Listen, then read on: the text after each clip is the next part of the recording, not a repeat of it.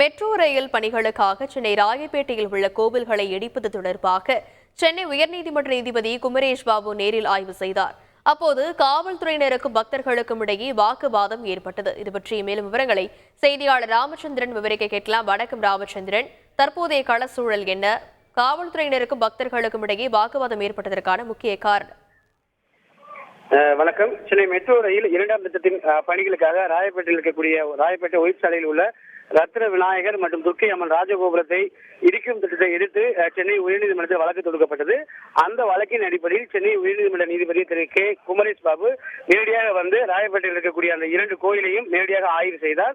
அது மட்டுமல்லாமல் மனுதாரர் தரப்பில் மூத்த வழக்கறிஞர் ரவி, அதே போல அட்வொகேட் ஜெனரல் தரப்பில் PS ராமன் தரப்பில் வழக்கறிஞரும், அதே போல மூத்த வழக்கறிஞர் ராகவாசிரியர் தரப்பிலும் 4 பேர் இந்த கோயில் இடிக்கக்கூடிய பணியை நேரடியாக வந்து ஆய்வு செய்தனர். அது மட்டுமல்லாமல் சென்னை மெட்ரோ ரயிலின் சார்பாக அங்கு விரிவான வரைபடம் ஏற்பாடு செய்யப்பட்டு நீதிபதி திரு குமரேஷ் பாபுக்கு விளக்கம் அளித்தனர்.